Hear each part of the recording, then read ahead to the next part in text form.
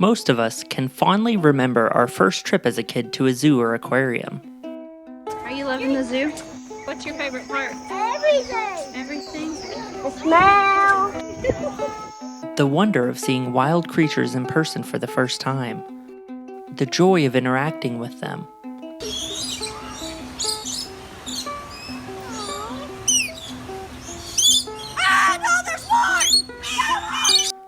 Well, like I said, most of us can. Historically, the first ever recorded zoos date all the way back to 3500 BC, where excavations have revealed that wealthy Egyptian leaders kept large menageries of exotic animals. Zoos, naturally, have come a long way since then. Today, there are approximately 800,000 animals in the care of Association of Zoos and Aquariums accredited institutions across the US, all being cared for every day by thousands of people across America in a career that we know most as zookeepers. Growing up, I always knew our family had big ties to the zookeeping industry because of my grandfather. I'd hear bits of wild tales about his life, things like the time a tiger escaped an enclosure in Connecticut, having to duck giraffe heads under overpasses as they transported them to the newly opening San Diego Safari Park, and flying a black bear cub in the cabin of a 747. I'd heard fragments of these stories for years, pieces of a puzzle, but never the full picture. I knew my grandfather had been a longtime zookeeper at the San Diego Zoo, but what I didn't know, and would soon uncover, was that he was in truth one of the most important zookeepers in American history.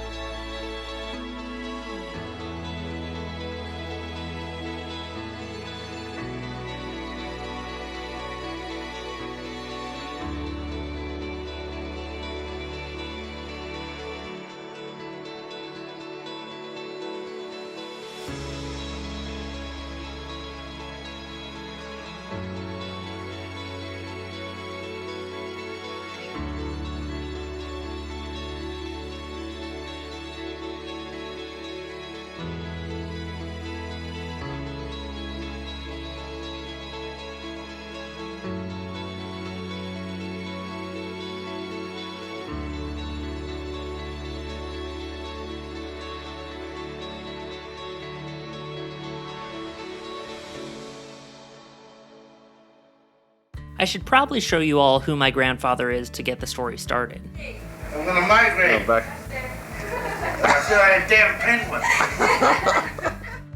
That's my grandfather, Richard, or as many knew him in life, Dick Sweeney. And let's just say that name was never lost on his colleagues.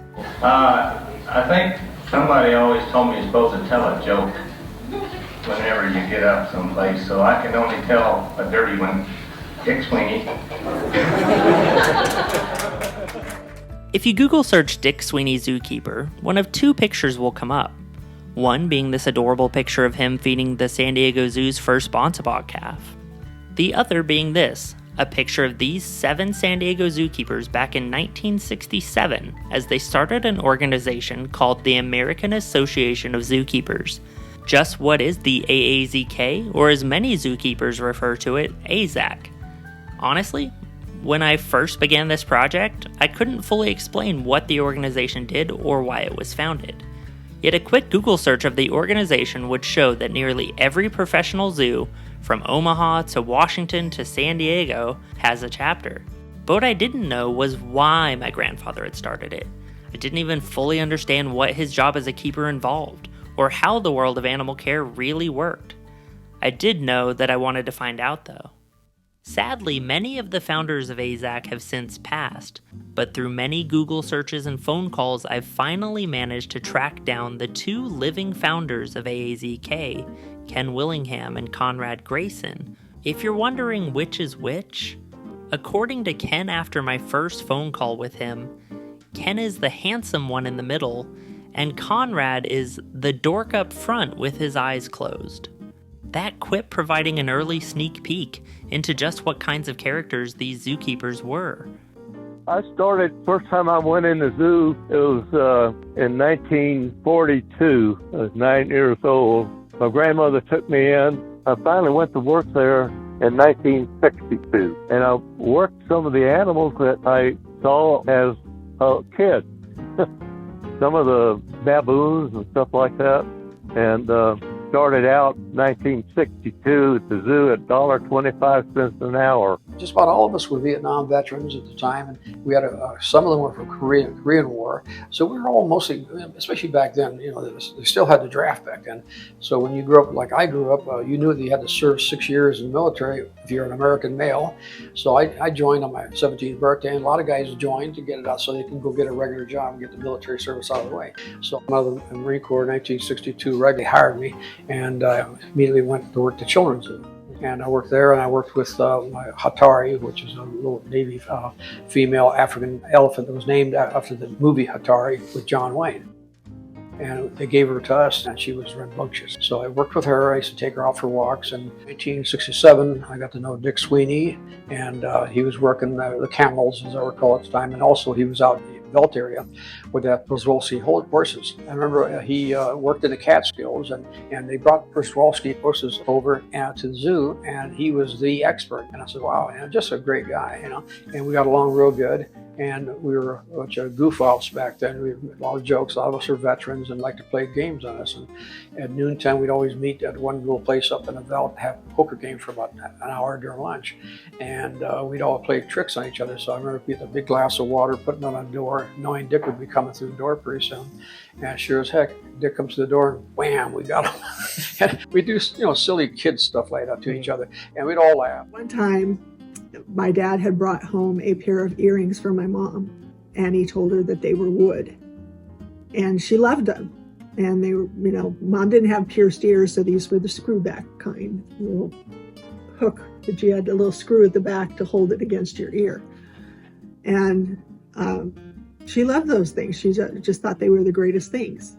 And come to find out that they were petrified deer poop. She screamed at him probably for a good week about why she had to walk around wearing shit on her ears.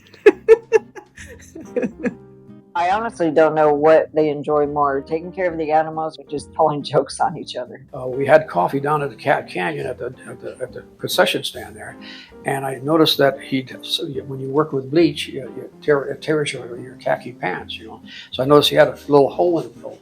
I said, Dick, look, there's a little hole in your pants there. He says, wow. He says, you wouldn't make it in the Marine Corps. I said, come here, let me see this. And I put my fingers and I ripped his pants off. And he started pulling my hand. I ripped them, and all the rest of the guys were laughing. That's the kind of stuff we do. They were the group behind the infamous attraction at the Wild Animal Park. They called all the mammal keepers, a whole bunch of us, about 20 of us. You guys are going to be the first to ride this tram. They had a big meeting out at the Wild Animal Park about stuff, and they were trying to come up with a name for that tram. And I think it was Chuck Faust that was doodling. And Clyde Hill says, what are you writing down there? And he says, who gives a shit anyway? And it was Wagasa. It sounded African. So they named it Wagasa Bushlight. And they didn't want Schroeder to know what it meant. I think Schroeder came out and said, well, what does Wagasa mean? And no one would tell it. Apart from the jokes, these early San Diego keepers also all shared a deep love for the animals they cared for, something AAZK founders Conrad Grayson and Ken Willingham experienced early on caring for elephants. Ken recalled to me the story of how he won over an elephant many keepers were having trouble with. So I would come in and sit down on the other side of the big bars and roll an apple to her and talk to her, and roll an apple to her and talk to her. I'd come back later in the day, roll an apple to her, and then later that night I'd come back and she'd come in the room. I'd put the food down for her through the big bar and close the door. And then I got to where she'd come back and forth, and I'd rub her trunk and everything, and it took several weeks to do that, and she was okay. In the morning, out of routine, I'd go out in the yard, and they'd all come across. Some of them, all 8 of them, would come at me. They'd surround me. and they were sniffing at you. And I'd walk up and grab their trunks and go, and what you're doing is giving your scent to them. So you walk up and you grab their trunks and you blow them. And I learned that from Bob Weil. Bob Weil was the Ringling Brothers bull man for 20 years before he came to the San Diego Zoo. He knew elephants, and he taught me. And it's kind of scary to somebody that sees it, where you're in the middle and they surround you completely and you're grabbing trunks and you're talking to them. But what you do basically, they want to scent you. Who are you? That's how if you put a hat on, sunglasses, they'll come up to you and say, oh, that's Conrad. No, you smell. I do remember Trib, the gorilla, because Trib got transferred to the Wild Animal Park, and I went with my dad over to see the new Wild Animal Park, and he wanted to go and check and see how Trib was doing, and he hadn't seen Trib for a few months, and the moment we walked up to the enclosure, the gorilla immediately recognized him and got very excited to see him and pounding on his chest and jumping up and down. And I've never seen an animal react and knowing the keeper that took care of it. So it was really neat to see. I was beginning to also learn that being a zookeeper in those days wasn't easy, especially in an era where many zoo enclosures lacked basic safety measures. The men who would go on to found the American Association of Zookeepers had all faced the dangers of working with wild animals up close and personal.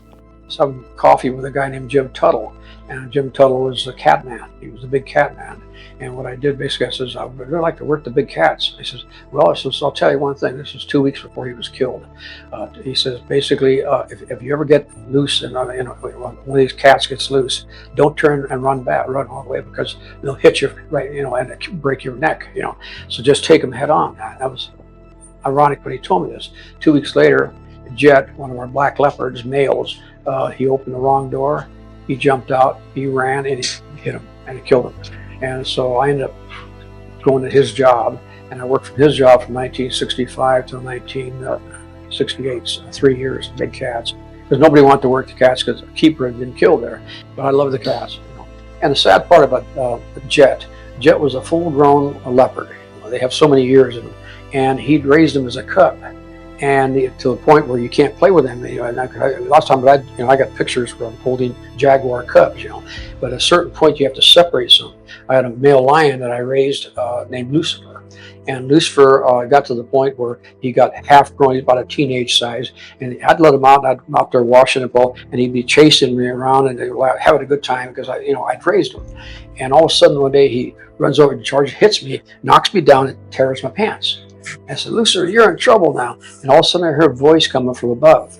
Dr. Schroeder, the director of the San Diego Zoo. Conrad, are you okay? I said, yeah, Lucifer just got a little carried away. He says, okay, are you sure you're okay? Yes, sir, I'll have to change my pants. Okay, and he walked away. Well, the principal keeper comes down there and says, you don't go into Lucifer anymore, per Dr. Schroeder. He didn't say nothing. He just went back to the office, called in the principal keeper, and says, don't want Grayson working inside with that lion. So that's the thing with Jim Tuttle that was doing the same thing with Jet, who eventually killed him, because they get to the point there's a separation and they're a wild animal. And even though they may love you and this and that, but someday they may decide that you look like hamburger meat to me, So that's why you have to have a separation. But in the old cages, which were built in 1926, that's the way it was for so many years, And so I can imagine how dangerous that was. You always had to be alert.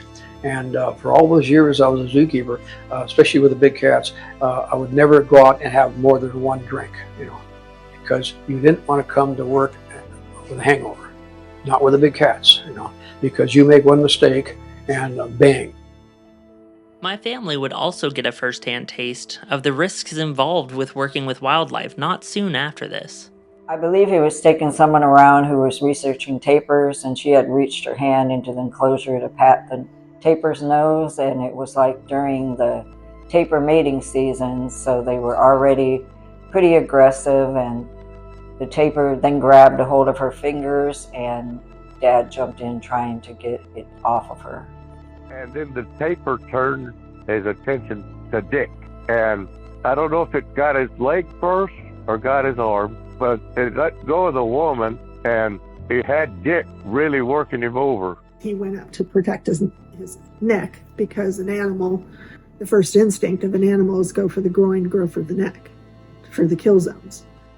So it had gone for Dad's groin. When it knocked him on the ground, he went up and tried to protect his neck, and it grabbed a chunk out of his arm. And Clyde Hill jumped over in there to get the taper loose from Dick. And if Clyde Hill hadn't done that, I'm sure Dick may have gotten killed if that taper hit some arteries.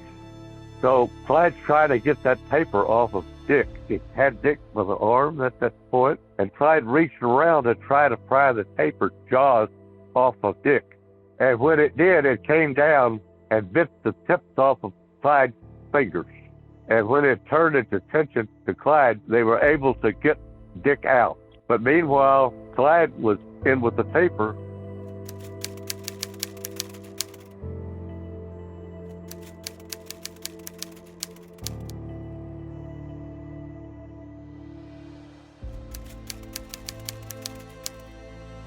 Mom was working as a nursing assistant at the hospital.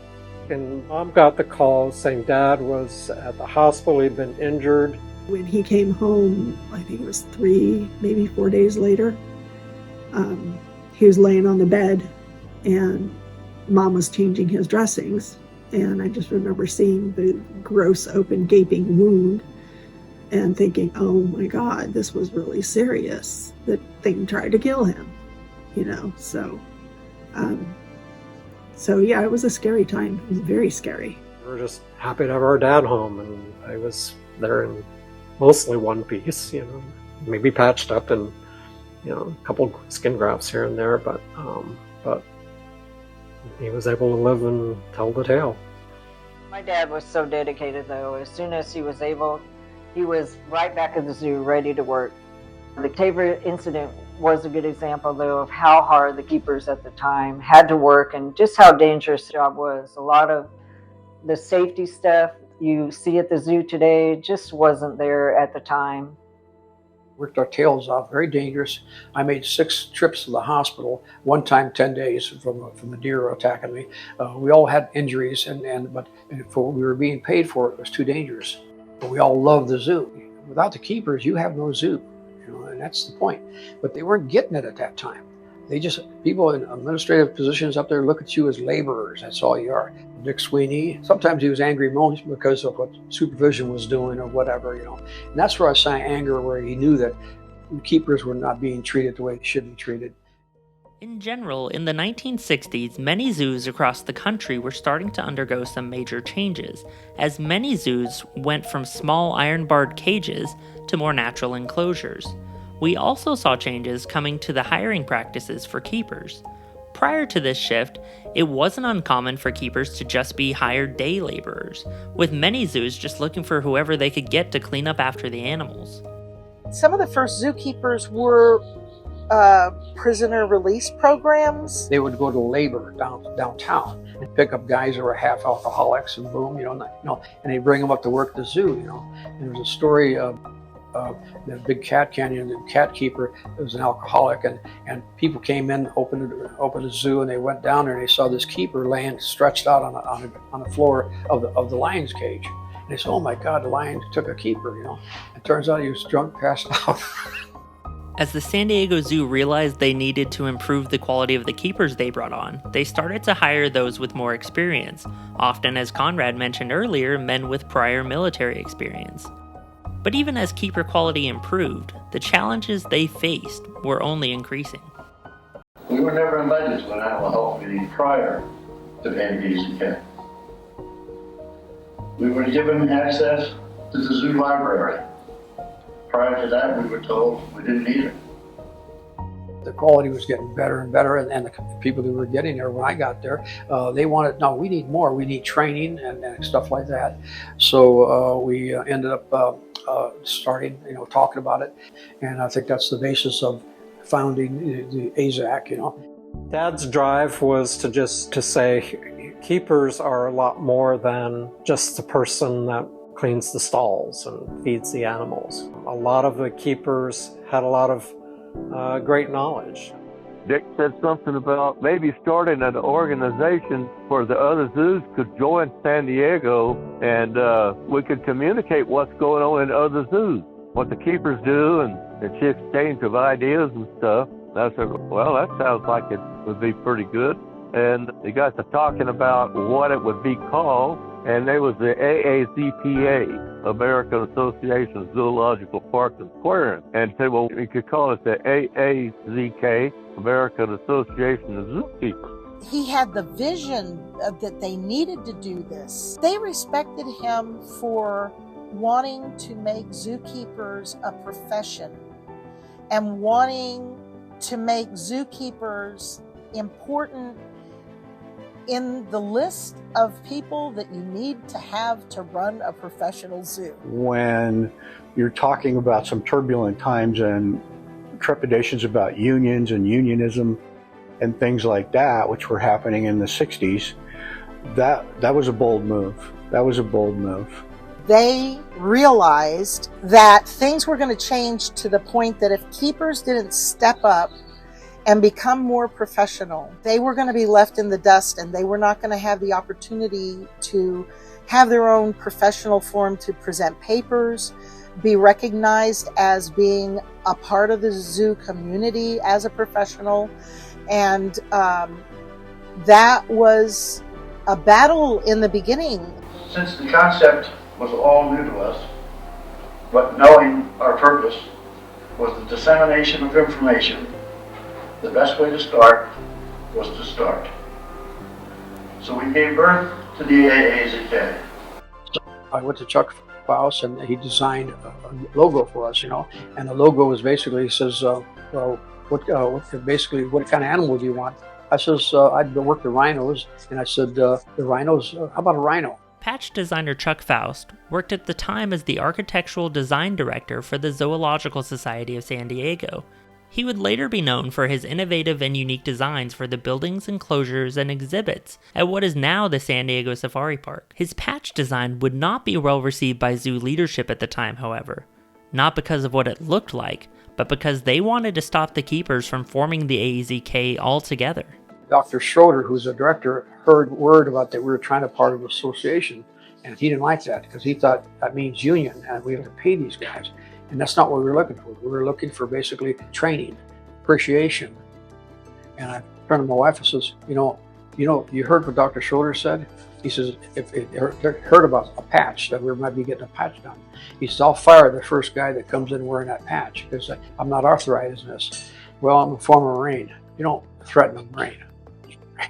So I said, what the hell? Okay, I'll piss them off. So I basically had my wife put this on my jacket, So I went in, and it freaked out a lot of the guys there. They said, oh my God, he's going to get fired, I said, if I get fired, I'll go back in the Marine Corps. If send me back to Vietnam, whatever, I didn't care, and the money was that good anyway. So basically I wore the patch. Dr. Schroeder heard about it. There was a big rumbling at the front office. Nothing was done. I never got fired. And then we had a flyer that I put at the gift shop, and Dr. Schroeder saw it and took it out and confronted me. He says, what's this? That's our AZAC flyer. And we just said, if anybody wants it, well, you're not authorized yet. He was really a hard head. And because he was still thinking union. We started having classes, and that's when really the administration started looking at it. What's going on today? Well, this evening, all the keepers are coming in from Purita's giving a presentation on this and that. I think then the wheels started changing and started realizing these guys are serious.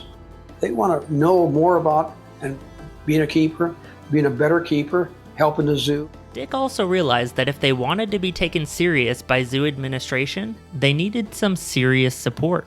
So he reached out to some of the top people in the field of animal care.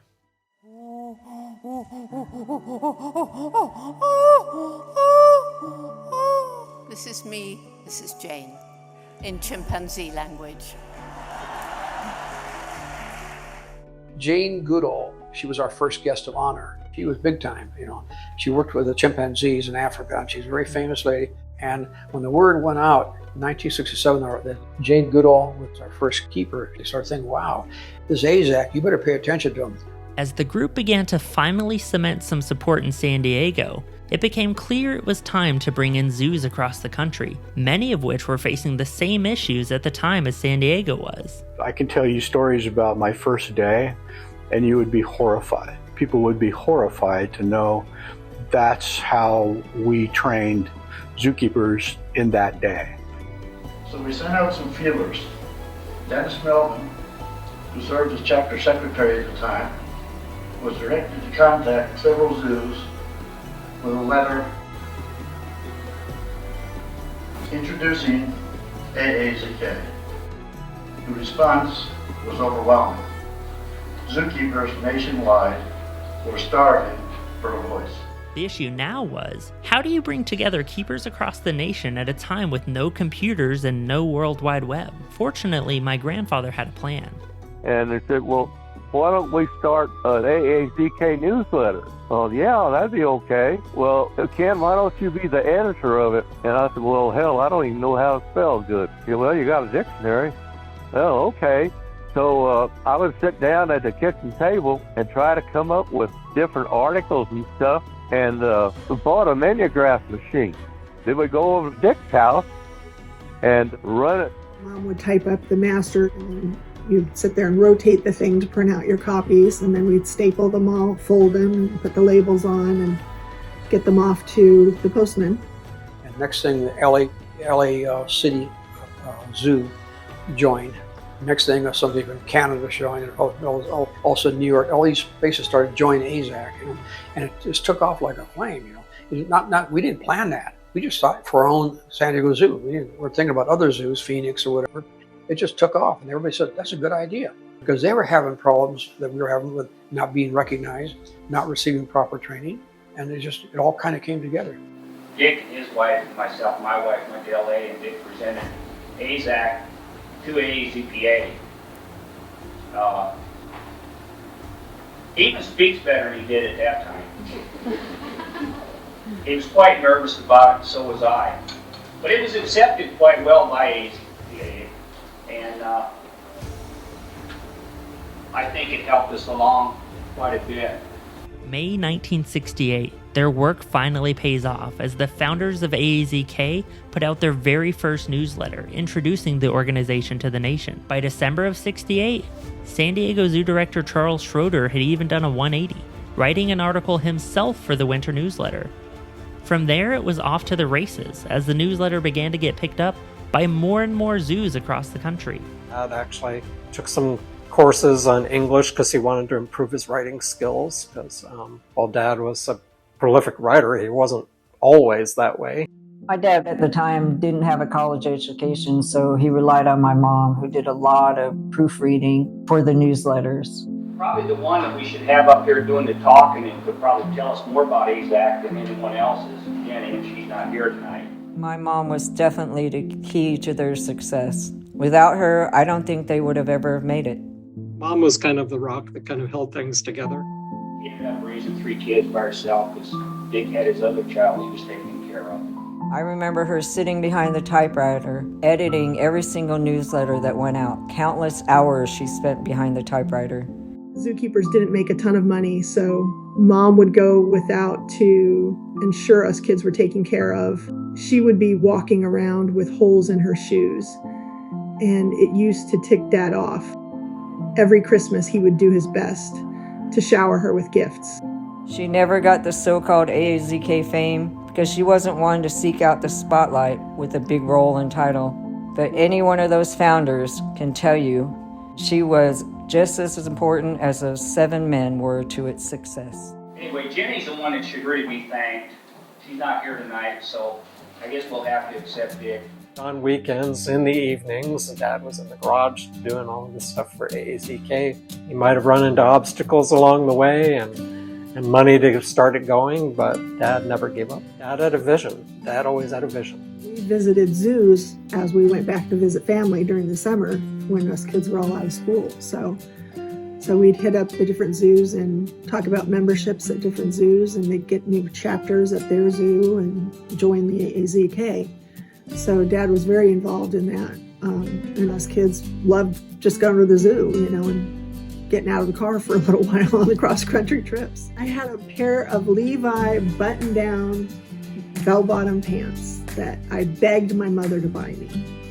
And I had been collecting the zoo patches off of some of the keepers' uniforms. If they didn't have it in their gift shop, I'd ask one of the keepers to tear it off their uniform. So they would gladly have me snip it off their uniform. And so I collected patches from all the zoos that I had visited, and I had sewn them all onto the bottom of the bell bottom. So when I walked by, you'd see all these patches flicking in the wind. Do you have any idea how many total zoos you guys visited? I honestly could not even give you a number, but I know that we traveled across country all the time, and we went to several zoo trips, and it was a lot of fun because we got to get the behind-the-scene tours at all of these zoos, and my dad would get in contact with someone and they took us all around. But my favorite trip was going to Honolulu, Hawaii, and when we had Jimmy Stewart coming along with us. Wait, like Jimmy Stewart, like It's a Wonderful Life, Yes. Jimmy Stewart? Yes, he was a huge supporter of the AAZK. What is it you want, Barry? What do you want? You want the moon? Just say the word and I'll throw a lasso around it and pull it down. Hey, that's a pretty good idea. I'll give you the moon, Barry. A special detail worth sharing here. Nearly every Christmas, my mom would sit us down to watch It's a Wonderful Life at home, leaving out a key detail that she knew the lead actor growing up. Jimmy Stewart, his wife Gloria, and his two twin daughters came down, and it turns out Gloria was very involved with the staff of the LA Zoo, Los Angeles. And now the word went out, guess what? Jimmy Stewart came down to the AZAC anniversary. So all of a sudden the people upstairs are going, what the heck's going on? They started realizing, I think we better accept these guys. And they started looking at us more closer and realized, yeah, all we want to do is receive training and respect. We don't care about the money that much, so that kind of got us kicked over. Jimmy Stewart. Jimmy Stewart would serve as AAZK's keynote speaker for the second conference to take place across the Pacific in beautiful sunny Hawaii. But Jimmy Stewart wouldn't end up being the only celebrity on the 747, though. We actually flew a black bear cub all the way from San Diego to the Hawaii conference. His name was Blaze. He was such a cute little guy. Blaze was this gesture from the San Diego Zoo to Honolulu Zoo on behalf of the AAZK. So that year he was our official little mascot for the conference. It was no bigger than a cat, a full-grown cat. So, but I just remember him just being so small and knowing how big he would get, and just, lifting up his paw was awesome. He had to sit and coach, so he was down with one of the keepers in a coach seat because they wouldn't put him in a cargo hold because of the flight height. Cabin pressures weren't great, back in the 70s. So they were afraid that, he would get something wrong with him if he got into the cargo hold where they normally transported animals. Was he loud during the trip? Yes, he cried the whole time, and everybody in second class had to hear him. They're doing their best to keep him quiet on the 5-hour flight to Hawaii. It just so happened, too, that actor Michael Landon happened to be on the plane, so he came back and paid a visit. He was up in first class and had to come back and see what the commotion was, because Blaze was acting up on the plane and was being loud and attracting attention. Hey, that bear totally had my back. I was the biggest Little House on the Prairie fan. My neighbor, her mom, had made us Little House on the Prairie dresses, and that was something we played all the time. We would pretend to be on that show. And so when, of all people, Michael Landon suddenly comes back to see what was so loud in the coach part of the airplane, I about lost my mind. So Blaze, I was a big fan of that bear. He eventually calmed down as soon as they got on the ground. I think it was, he wasn't used to the pressure, or he was missing mama. I don't know.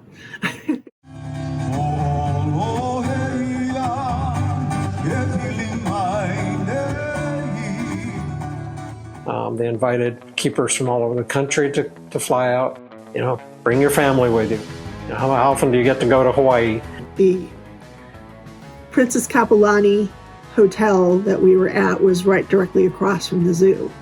And you could literally open the patio door, sliding windows, and hear the peacocks screaming and the animals getting riled up in the morning when they were getting fed. And, so it was like living in the jungle.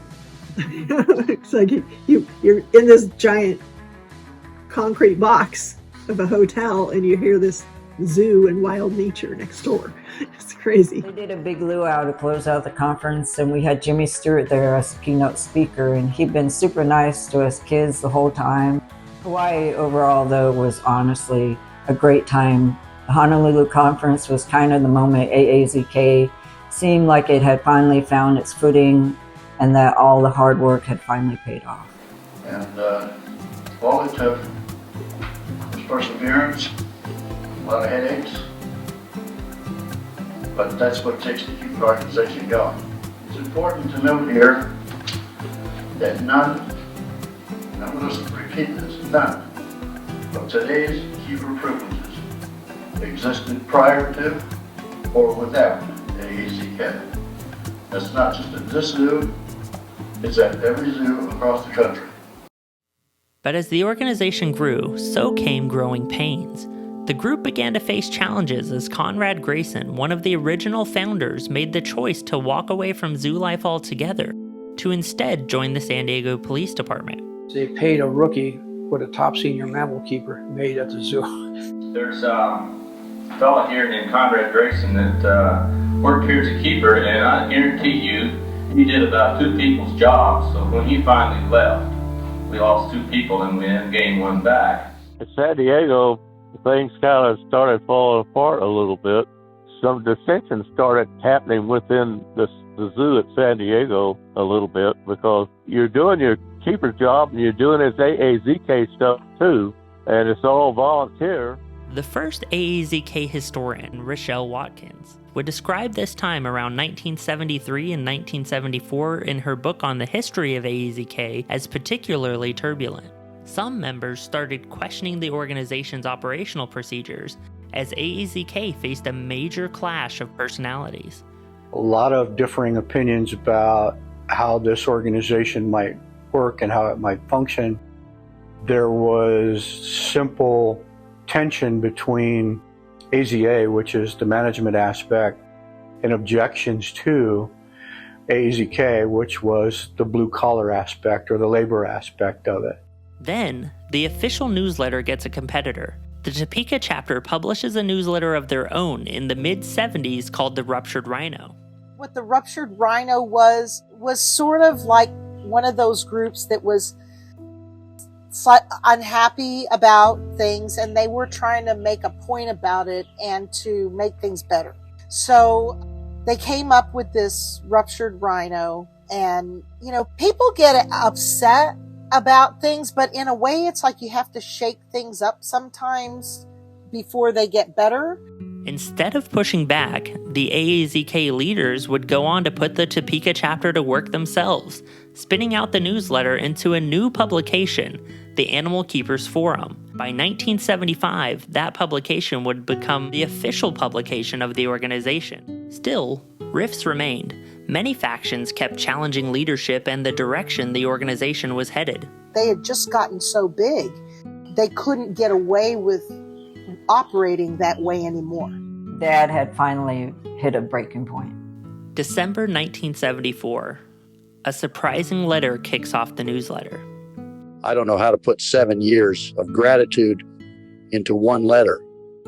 During the course of hundreds of hours of AAZK business, I would estimate more than 15,000 pieces of mail have been processed, and countless subjects pertaining to AAZK operation have been discussed at my desk.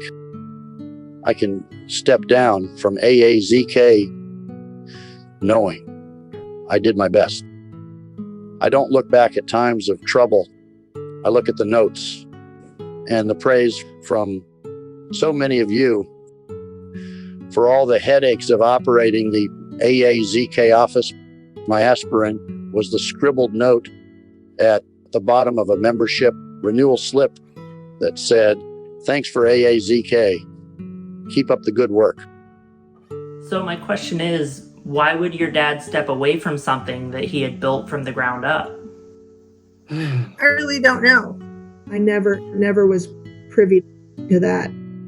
I'd have to say the same. I had hit a dead end. As AAZK still exists today, I knew things didn't just end in 1974, but I needed answers, not just about my grandfather's resignation. I wanted to know how AAZK managed to carry on after he left, and meet the people who had kept the organization alive. One of those leaders was actually someone I'd already spoken with, AAZK's first historian, Rochelle Watkins.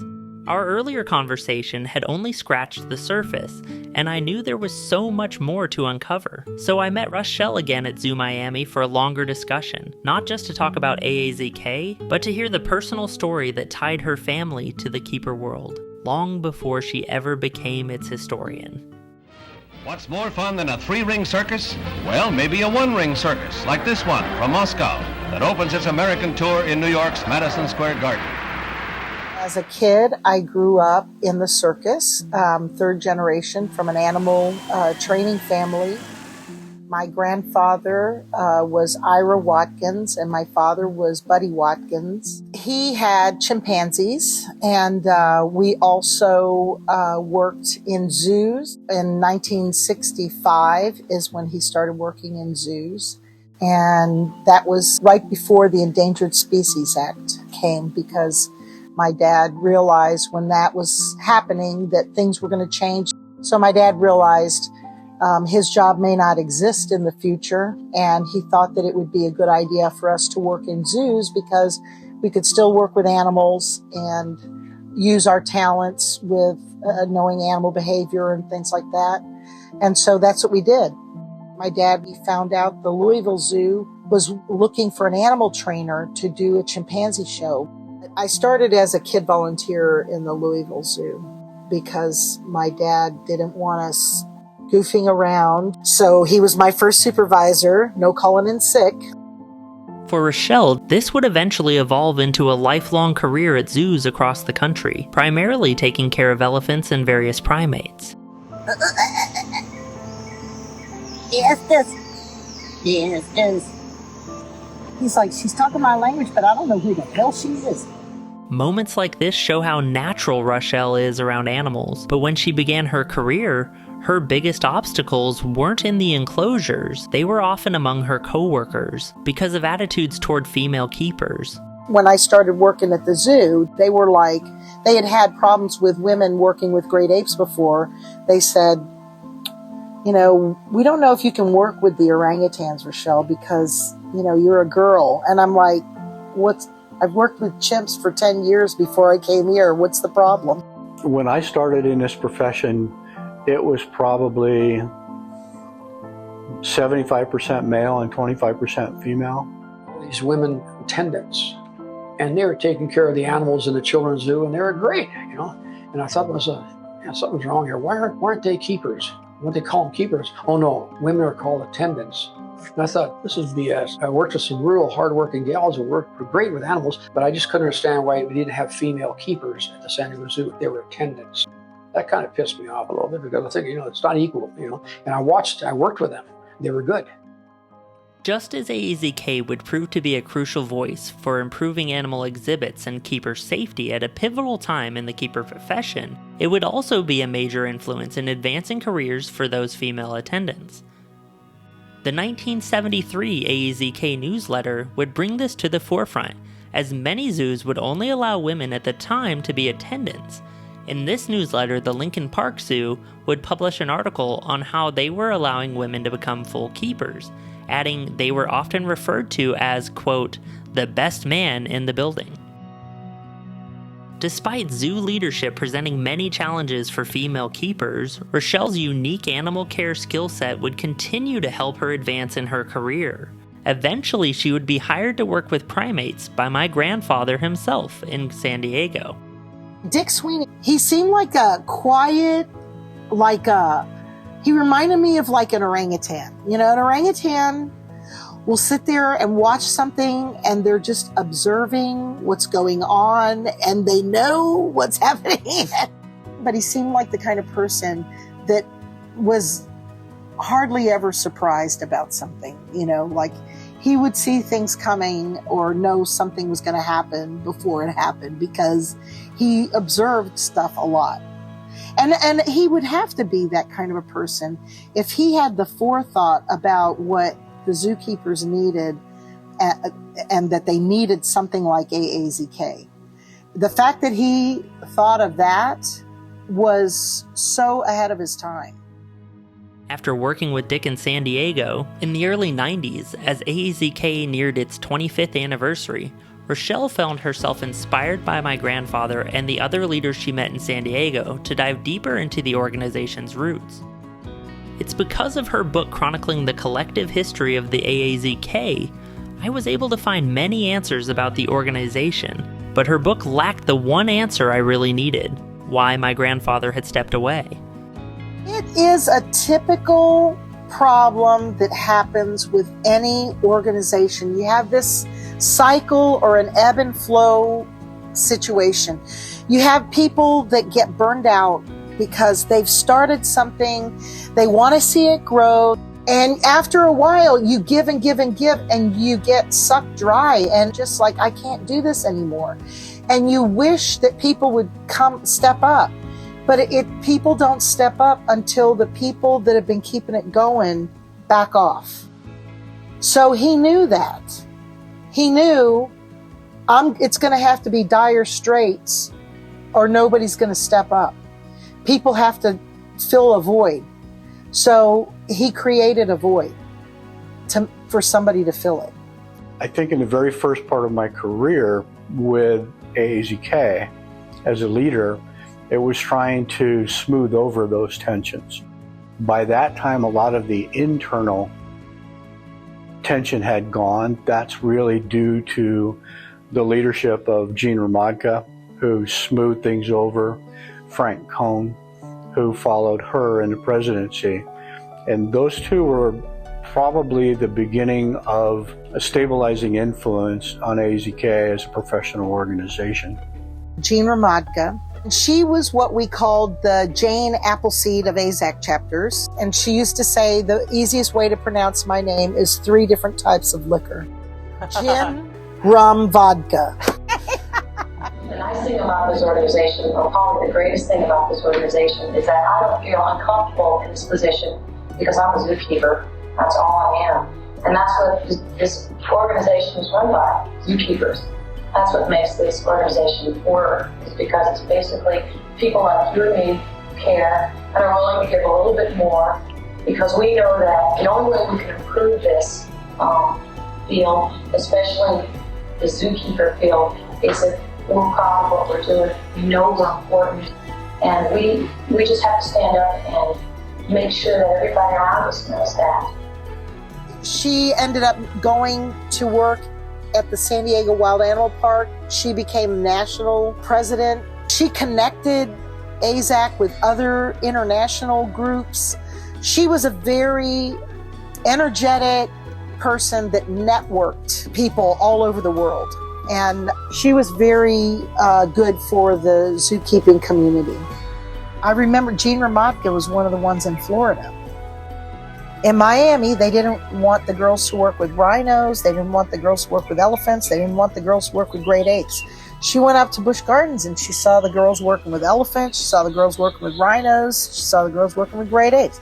She comes back down and she goes, hey, they're working with rhinos, they're working with elephants, and they're working with great apes up there. How come we can't do it down here? And that was really where the existence of organizations like AZAC played a huge part. The more you got to know other zookeepers, the more you got together, the more you talked to each other and you found out what was going on outside of your zoo. That's what the women started doing, is talking about what was happening at other places, and they brought it up. I want to do that. I think I can do that too. It was like the burning your bra or anything else, you know, they were like burning their way through to try and work with other dangerous animals. So yeah, Gene Ramadka was a great person. We began to see people like Gene in leadership roles, which was absolutely unheard of. There were not too many AZA presidents that were female. But When people like Jean came in, very logically organized, very driven, she had a plan from the get-go.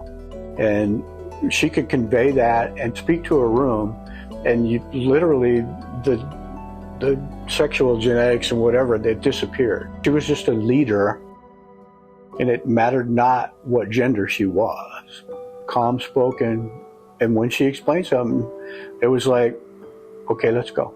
I always hear this question, well, what does AZAC do for me? That's not the question we should be asking. We should be saying, what can we do for AZAC?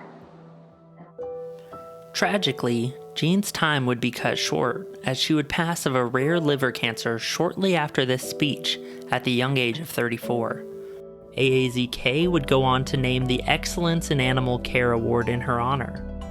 She was so dedicated to her animals. She would buy stuff out of her own pocket for her animals. You know, if the zoo couldn't afford it or wouldn't buy it, she'd go out and buy, you know, whatever toy or food or whatever that they needed. She was a very good zookeeper. It's the most coveted award that we have.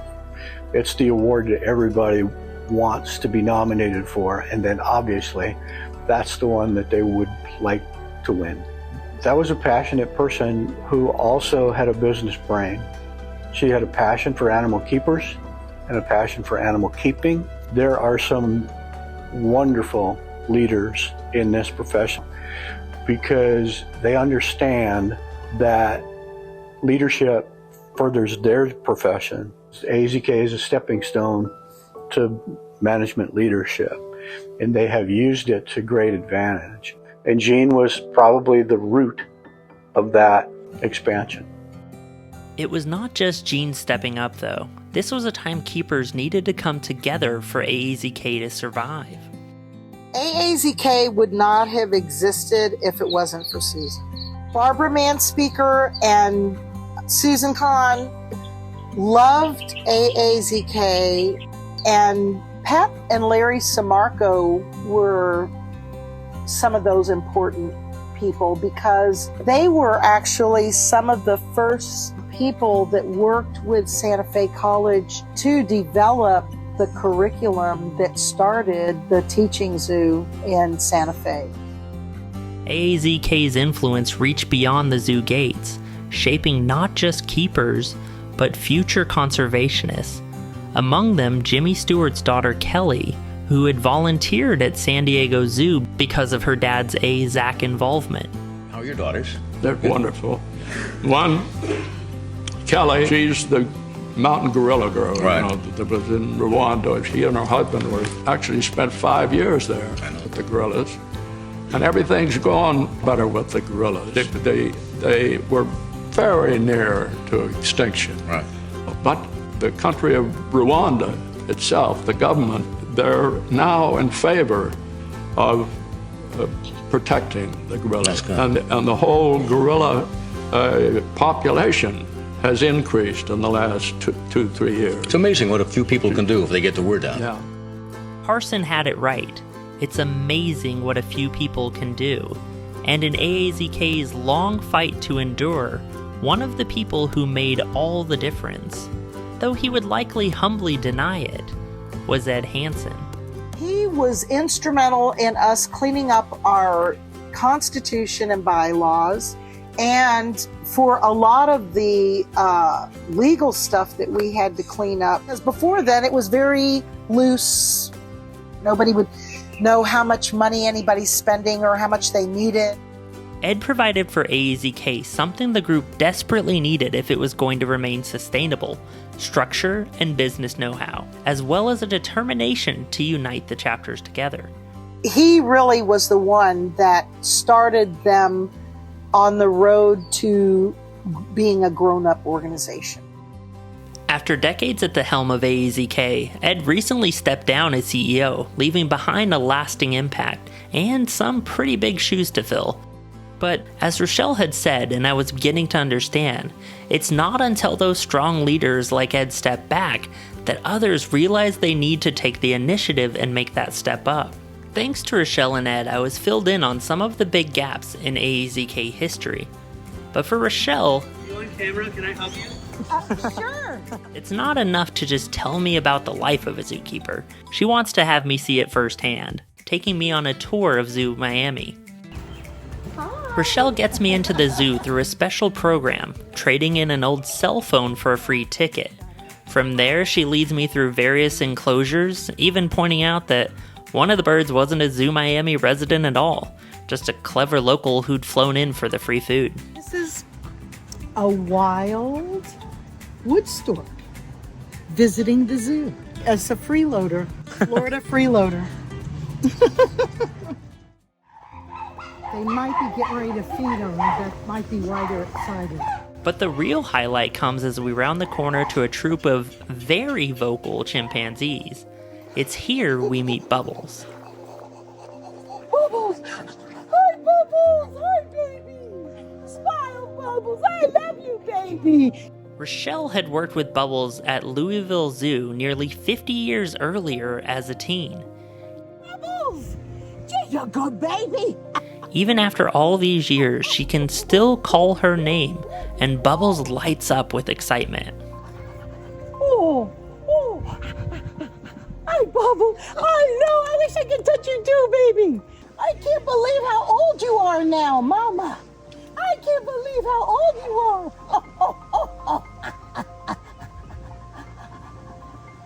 Smile! I love you, Bubbles! Is it dinner time? Don't miss your dinner. I know you're not going to miss dinner. Ooh. The one less ecstatic, her chimpanzee friend. It's dinner time, and Rochelle is preventing Bubbles from heading in. He quickly puts us in our place, No. chucking a rock our way. There's a lot of divas in the chimp world. This particular sign ends up proving pretty accurate for us on tour. The thrill didn't end with the chimps, though.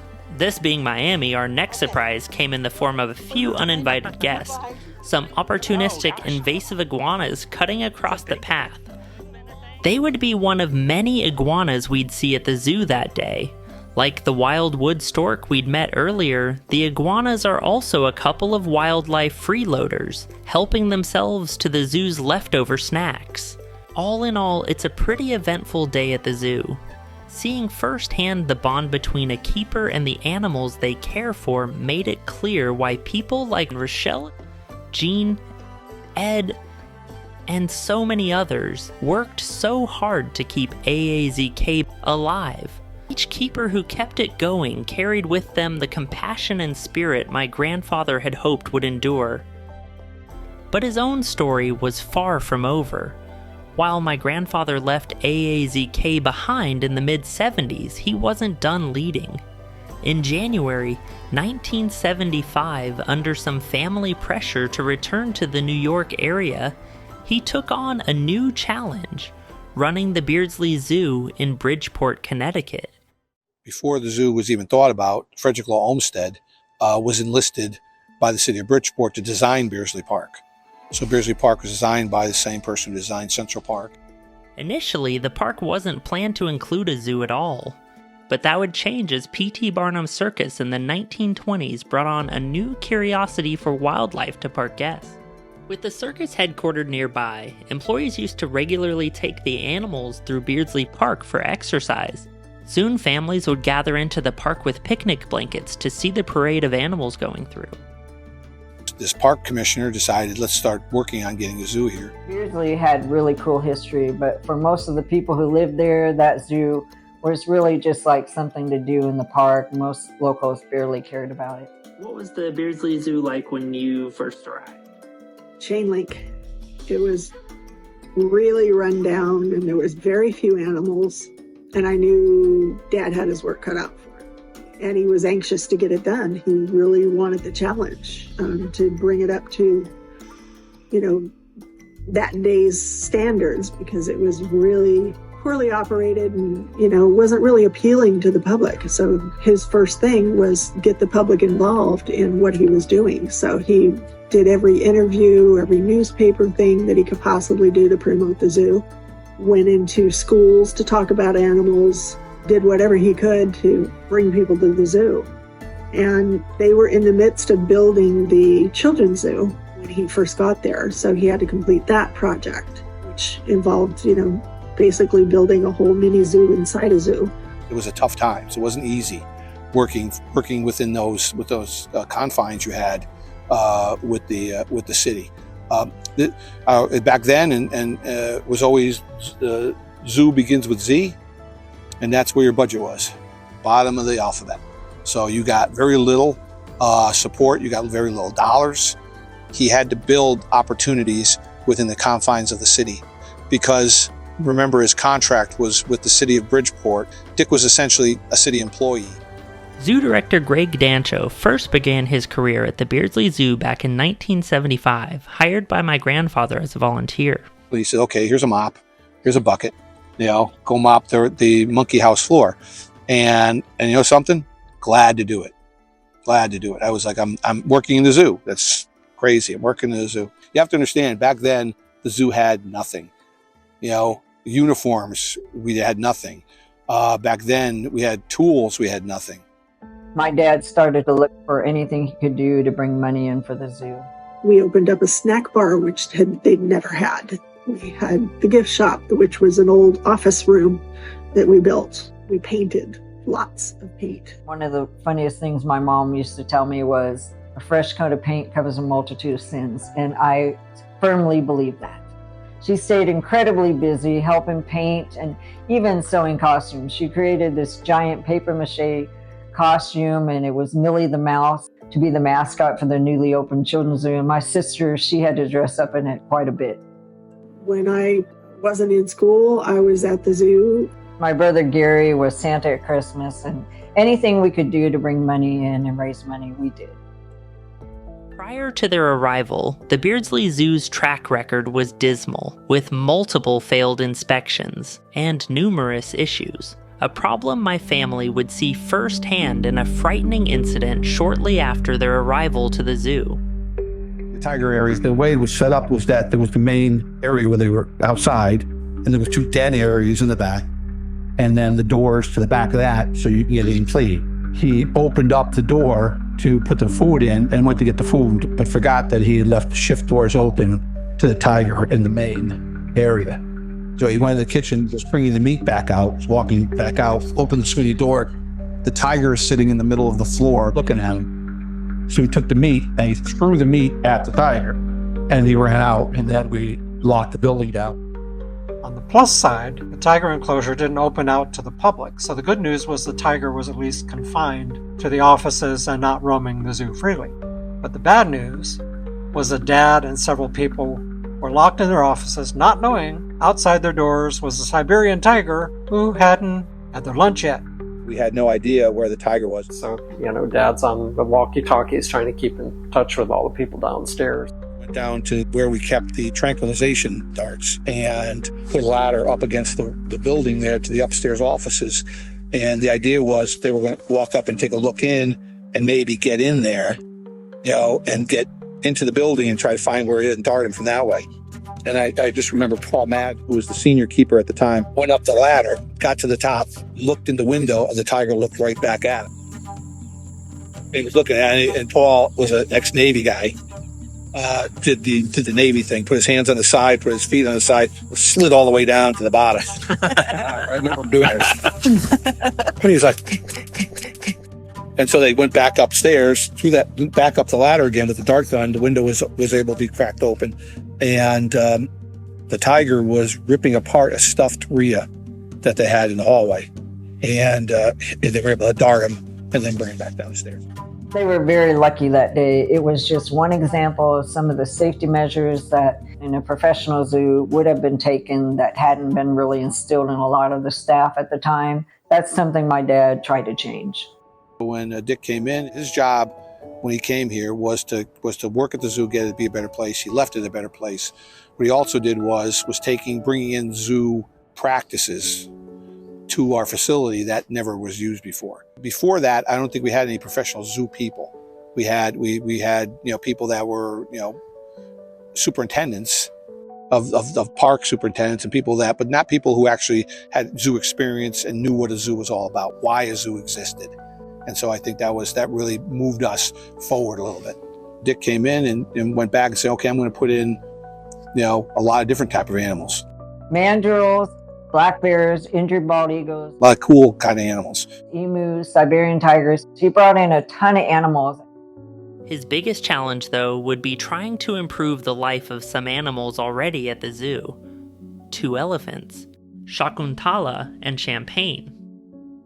Today, their old enclosure has been retrofitted into an enclosure for a group of small spider monkeys, but upon seeing it, I'm astounded to see in person just how tiny of an enclosure Beardsley Zoo's 2 elephants used to live in. You always felt bad for her because Champagne she was confined to that enclosure. She always had one chain around one of her legs and was kind of, she'd kind of walk back and forth.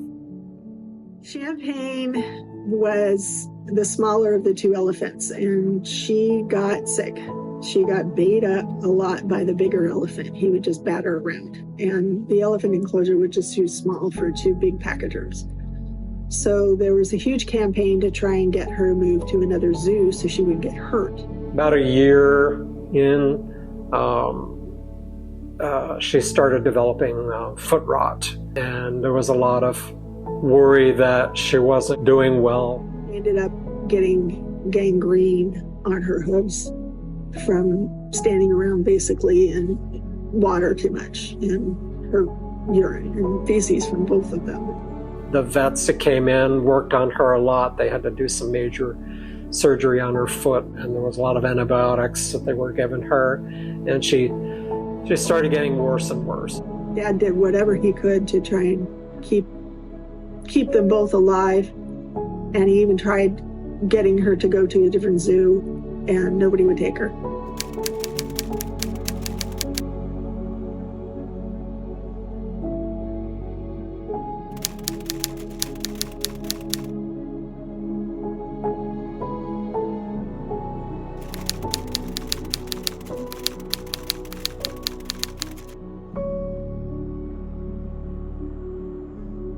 So he, was fighting the losing battle, and the vets came in and they shaved her hooves one time and put boots, big, huge leather boots that they had made specifically to fit her, and it just wasn't enough.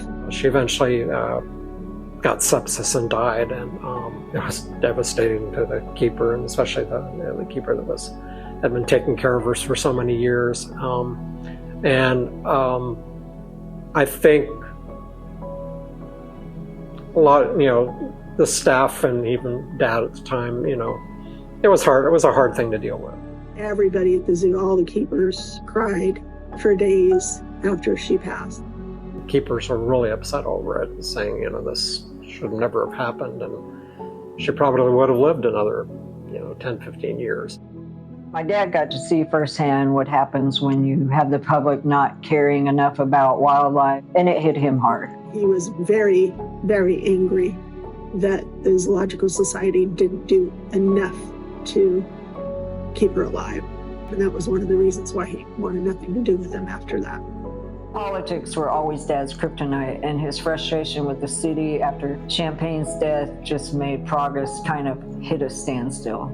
That's where things started to get dicey toward 1977. We ran into the fact that the zoo, which had been this rundown thing for so long with all these new animals and attendance up, suddenly was bringing in a good bit of revenue. So the city started to want to get more control of it. Dad and the new mayor at the time didn't quite see eye to eye, even though Dad had brought in a lot of money and really changed that. And they were actually making money and profit by the time Dad left. After a few years, he started having a fight with the city over them trying to take the zoo funds that should have been used for animal enclosure and improvements, but they wanted to use it for other things. It got to the point that my dad was just frustrated and was ready to get out of there. And he's just gone through the political struggle of creating a massive organization of AZAC, and now he's right back dealing with city politics. So when he got a call offering to take him back out to San Diego, to the San Diego Zoo, he jumped at the chance. And he pushed for Greg Dancho to get the director role, and we headed back to San Diego. Though my grandfather's improvements to the zoo were important, they would actually pale in comparison to Greg's, who has come quite a ways from mopping the floors after school, stepping up to now run the zoo. Along with reminiscing about my grandfather's time as director, Greg also takes my mother and I on a tour of today's Beardsley Zoo. It's the first time in nearly 50 years my mom has seen Beardsley Zoo, and today, thanks to efforts of my grandfather, and largely Greg's later leadership, it's a much different place than she remembers. Oh yeah, you totally changed it. You changed the seal. We have seal pool into an alligator pool. He's over there. And we keep him here all winter. All winter long. He's in the pool. Pool's heated.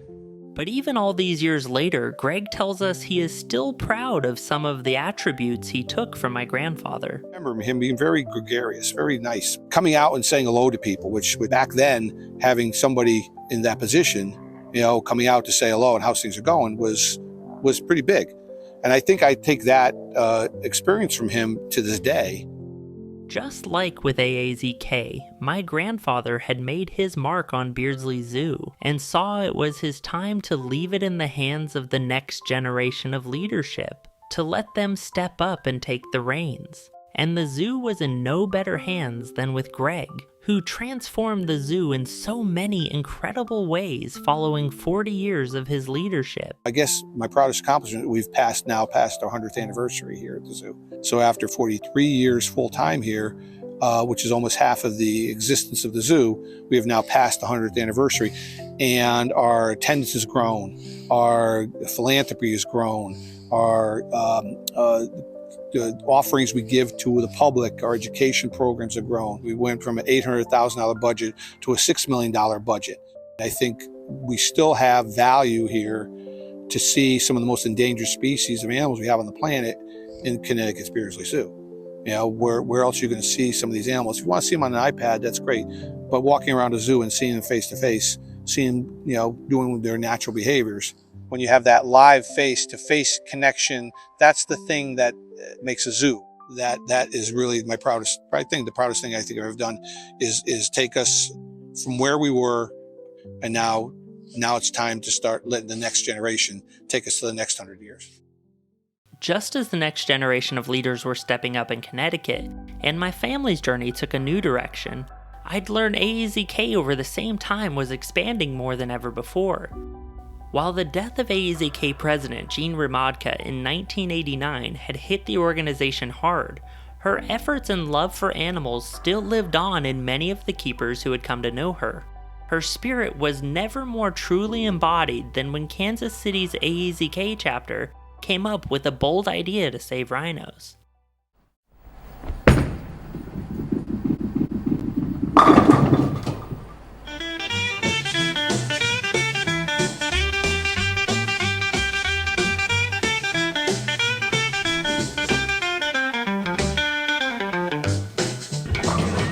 With Bowling for Rhinos, it stemmed initially, it was one chapter that started an event called Bowling for Rhinos, and they kind of spearheaded, let's make this a national program. Let's get other chapters involved. Let's make this a bigger thing. When they started raising money for the Rhino Fund with the Bowling for Rhinos, it was like, unheard of for zookeepers to raise hundreds of thousands of dollars. Yeah, that's been going on since 1990 and has raised over almost $9.2 million. AAZK had been a voice for zookeepers for years, but for the first time they were going a step further and making a major difference for wildlife. Some of the first funds from the Bowling for Rhino fundraiser would go on to what is now the Lewa Wildlife Conservancy, with proceeds being used to buy a light airplane to track poacher activity and trucks for animal transport. Today, thanks heavily to the help of the Bowling for Rhinos fundraiser, Lewa is thriving. At Lewa Wildlife Conservancy, our iconic species is the black rhino. Currently, we got 268 rhinos just from the initial 13 rhinos that were introduced in 1983. We are now a major source of rhinos for Kenya, other conservancies, opening new sanctuaries and donating rhinos to restock where rhinos used to exist, and now they are not. And we are proud to ensure that we work with the government to restock other conservancies. chapters started doing the rainforest parking meter, and they were involved with buying property and keeping it as wild land. So the zoo directors started seeing how it was benefiting the zoos to be involved with the chapters, because the chapters were bringing also positive press for the zoos with the work that they were doing. Recent AAZK President Paul Brandenberger, like Ed and Rochelle, has seen major growth with the organization. He filled me in on the many ways AAZK is now involved in fighting for conservation and the protection of animal habitats. Bowling for Rhinos, as great as it is, we always say rhinos are the flagship, but it spreads beyond that. We're built around protecting black rhinos and white rhinos, but subsequently through that protected a variety of the other species that they share their habitats with in Africa and Asia. We also have another nationwide program, which is Trees for You and Me, which is aimed at preventing climate change. Through that one, and with Bowling for Rhinos, in both cases, it's the local chapters will fundraise, and all of that money is kind of pulled together to support, these global conservation efforts. The really unique thing with AAZK, because we have all of these local chapters, Dining for rhino. is every chapter and every individual within those chapters has the capacity to be an agent of change with those programs. Well, if you want to give back and have fun at the same time, we got an event for you happening this Thursday, Bowling for Rhinos. We'll be participating in an event called Bowling for Rhinos. Zookeepers across the country came together to help save this incredible animal by creating Bowling for Rhinos. Did you ever imagine when Bowling for Rhinos started in the 90s that it would become the mammoth fundraiser that it is today? No, sir.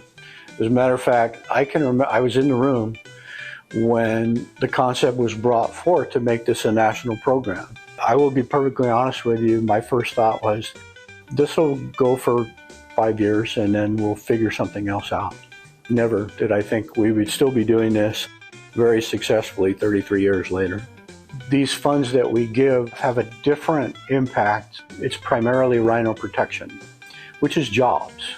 In Lewa, it affects the entire community. Some of these funds certainly go to rhino protection, but they're on a protected sanctuary. Poaching is not a huge issue there, though recently it has been because of economic climate. But we've built hospitals, we've built schools, we've funded women's programs.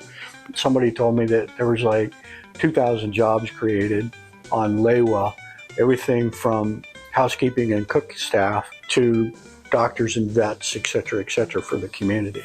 By providing these jobs, we're ensuring the species in that area are protected because the entire community is a part of that process. We are ensuring they not only value wildlife, but they also benefit from protecting those animals and their habitats. So now you're talking about a huge impact. Talking with Paul and Ed, I began to see just how far AAZK's impact has spread, from its original mission of empowering keepers to ensuring the survival of the habitats the animals they care for call home. But like Rochelle had shown me, they knew words could only take me so far. If I was going to fully understand how AZAC has evolved, I needed to walk in the footsteps of those on the front lines. So they helped link me up with Michelle Elliott, an animal care specialist at Zoo Atlanta and the leader of my local AAZK chapter in Georgia. I've been invited by Michelle to shadow her for the day. While I'd love to get a look behind the scenes, for safety reasons, I'm filming from the public viewing area. It doesn't take long to see why. Today, she's taking care of Zoo Atlanta's giant pandas. At the time, Atlanta is one of the last places in the US where you can still see giant pandas. And prepping an enclosure for the twin sisters, Yahalun and Shilun, is no small task. Michelle's day starts with cleaning up from the night before and making sure there's plenty of bamboo to munch on for breakfast. For those who may be unfamiliar with their story, giant pandas first arrived at US zoos in the 1970s as part of a loan agreement with China. This approach, nicknamed panda diplomacy, became a key tool in easing tensions between China and the West, while also raising global awareness about panda conservation. Once Michelle is finished with our fuzzy friends, she's finally able to step outside the enclosure and walk me through her day. So as a swing in the mammal department, my role is to move between several areas as needed. So some days I'm here with the giant pandas and red pandas. Other days I'm off with what we call our meat-eating carnivores, so lions, tigers, bears. Oh my, feel free to cut out that oh my. Michelle informs me that she is one of approximately 70 animal care specialists working at Zoo Atlanta. It may sound like a fair bit of staff, but it's nothing when you realize they take care of more than 1,000 animals across the zoo each and every day. So our day begins with us checking on the animals, giving them breakfast. Usually they've had access to an indoor and outdoor area overnight, so we'll bring them just into the indoor section while we clean the outdoors, set it up for the day with food and enrichment, and send them out into a public viewing area for the day. And then we get to clean all of the mess they made indoors, which usually is quite a bit. So we spend most of our morning working on that. We will squeeze in a training session or two if we can. And then in the afternoon, we are usually full with behind the scenes encounters with our animals or public talks about them. And then setting up for the evening, doing midday checks and dinner and starting it all over again. For Michelle, Zoo Atlanta isn't just the place where she works. It's also the reason she got into animal care in the first place. When I was 9 years old, I did an overnight program here at the zoo and fell in love with tigers. And then our instructor told us that tigers were endangered. So I was like, well, I'm 9, I'll save them. And after that, everything I could do was based toward zookeeping. And that doesn't just include working for conservation throughout the workday. Even after a busy day where she shows me that she walked 24,000 steps, Michelle is still right back at it that evening, working again. This time, volunteering her free time for conservation. Our chapter has long been involved in conservation fundraising. We currently raise around $5,000 to $10,000 for conservation each year, and we are hoping to increase that in the future.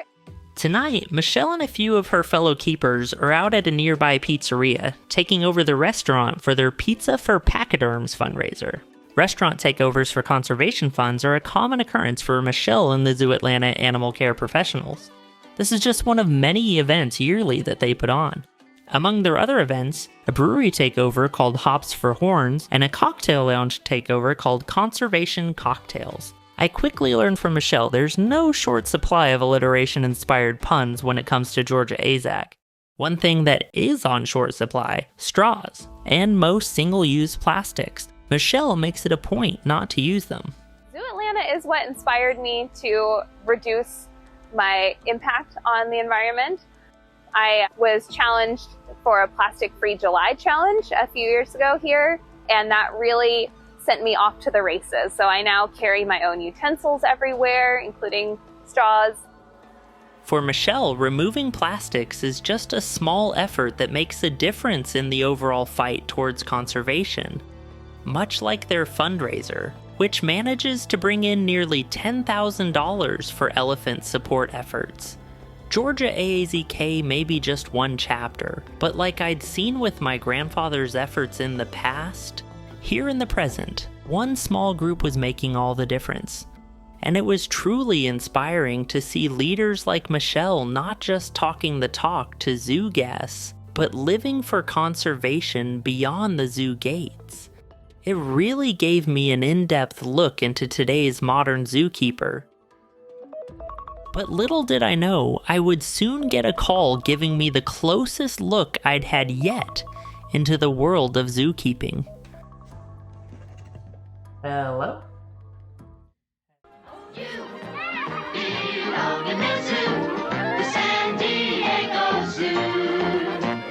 You belong in the zoo, and the zoo belongs to you. It may have taken a 3,000-mile flight to get there from Atlanta, but I'm ecstatic to be invited back to the zoo where it all began. Escondido, California, at the San Diego Zoo Safari Park. Here, I'm teamed up with Alexa Bermansky, a senior wildlife care specialist who spends her day caring for a wide range of hoofstock across the park. Having worked for the San Diego Zoo Wildlife Alliance for 7 years, she's the perfect guide to show me something I'd only heard about until now, what a Zookeeper's Day actually looks like behind the scenes.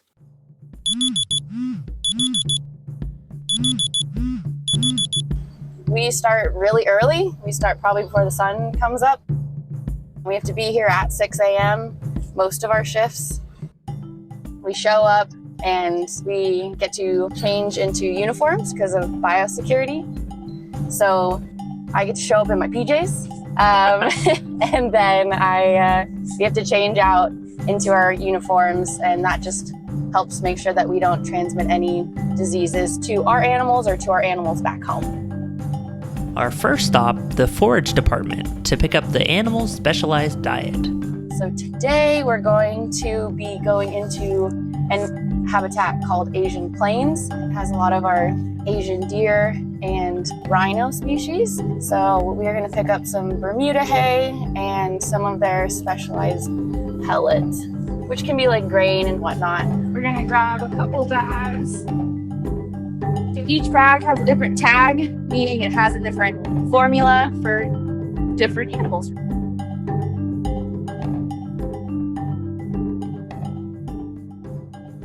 On an average day, we'll have 12 of those. So we'll have like 6 to 8 bales of Bermuda grass, hay, and then 12 bags of pellets. So lots of food, lots of animals to feed.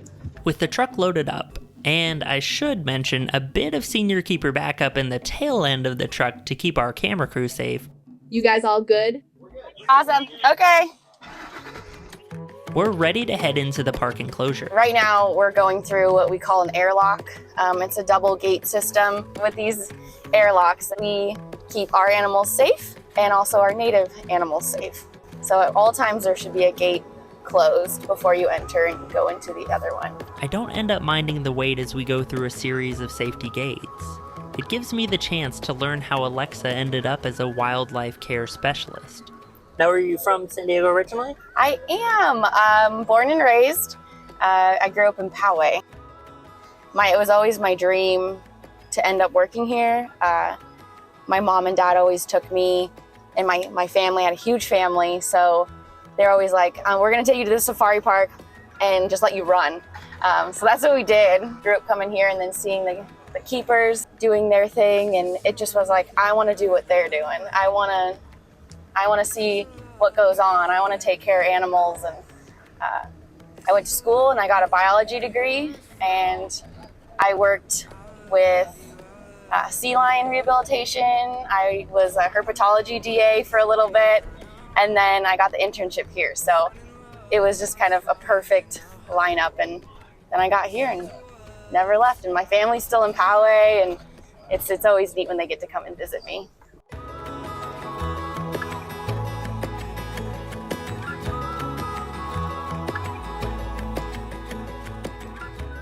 The San Diego Zoo Safari Park is just about 1,800 acres. What guests actually get to see is about 1/3 of actual space that we have. That is because there is endangered coastal sagebrush that is around our normal environment, and we actually will purposely not develop that land.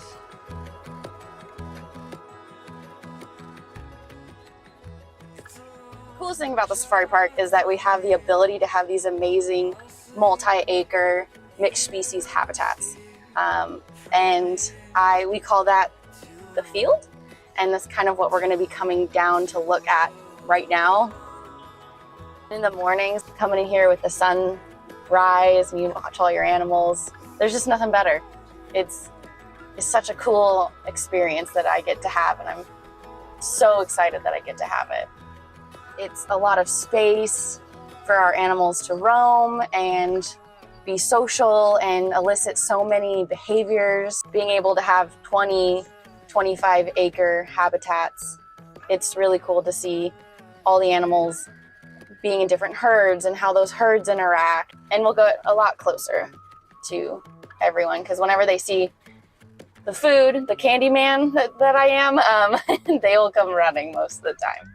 Our first stop of the day is to check in on a black buck from a distance. At most zoos, keepers have easy access to their animals, but at the safari park, the massive enclosures mean Alexa has to break out the binoculars to find the one she's looking for. I will have to look specifically for her number, which she is 661, which means that she's the 661st black buck born at the safari park. So we have done fairly well with this species. The number tells you a lot about those animals. So I'm just going to try to find her real quick. I think she just may be laying down, which is completely fine. She does have some swelling on her front fetlock, and so we've been monitoring it and just making sure that it's not becoming too much of an issue. Sweet. We're in luck because I found her. She's doing good. Her swelling has gone down. She's with the herd. She's eating just fine. Normally what we'll do with that information is we will write it in our daily records, and then I'll also communicate to the vet staff. It's the first of many stops along Alexa's day. Throughout the ride, she stops to do a bit of hay raking, toss some morning snacks to the many animals across the habitat, clean some water stations, and even hand feed some Thompson gazelle. Thompsons are going to be calving soon, so we like to kind of keep a relationship with them to where we can check them for pregnancy status. From there, we hop on the truck and run into some of the park's more colorful personalities. Hi! So this is Botu. So you can see that prehensile lip. These guys, a lot of them call like plated rhinos. They're Indian rhinos, greater one-horn rhinos. They have many different names. They have a very different teeth structure, and that is to help them tear off browse or pluck grass. Come here. It doesn't take long, though, for Botu to get a bit more entertained by the camera crew in the back than Alexa. Botu! Stinky kid! Botu! Come here! Hi. Come here. Thank you. Little kid. And you can see Botu. He's like, no, you're more fun. What? Are you being a little stinker? Yeah. With some silly rhinos fed, it's time we're off to our last stop of the day. Hanging out with some of the tallest hoof stock at the safari park, the giraffes. Alexa is working on a bit of enrichment for our spotted friends today. These are two different types of browse that we're going to put together to allow them, because one is their absolute favorite, one they don't care for as much. And so what I'm going to do is I'm going to put them together to where they kind of have to use their tongue and their sense of smell to manipulate the browse to get to the one they actually want. Finally, with most of the food out, it's time for some training. Siri. Wow, good job. And that noise that you're hearing is a clicker. You kind of like when you train your dog and your cat. We use that with these guys. It's just another cue to tell them whatever behavior they just did was good and that food is coming. Alexa is Siri's primary wildlife care specialist, meaning it's up to her to be the one to teach Siri new behaviors and ensure she has them instilled and down before other keepers ask her to mimic the same behavior. Target. Good job.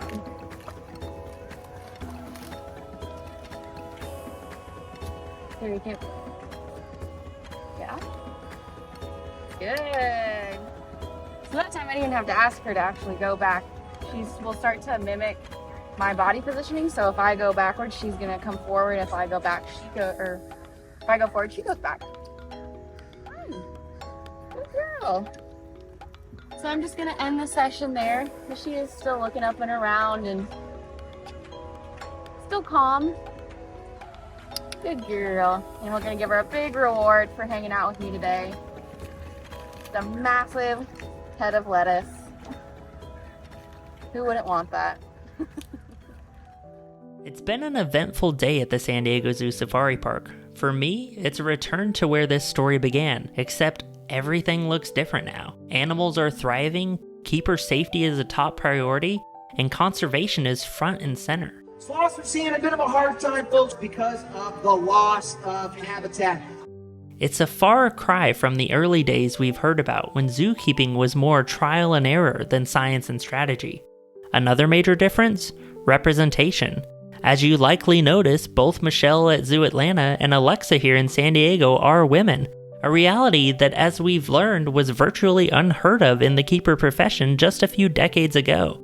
Today, that's changed dramatically and done a full 180, thanks in large part to the slow, steady progress driven by organizations like AAZK. When I started in this profession, it was probably 75% male and 25% female. In the early 80s to mid 80s to early 90s, it flip-flopped. I'm sure all of you can relate to a time where you thought about quitting the zoo at one point or another. I felt that a couple times in my career, and AZAC's always pulled me through. The people in the profession today are primarily almost 83% female, college educated, very driven.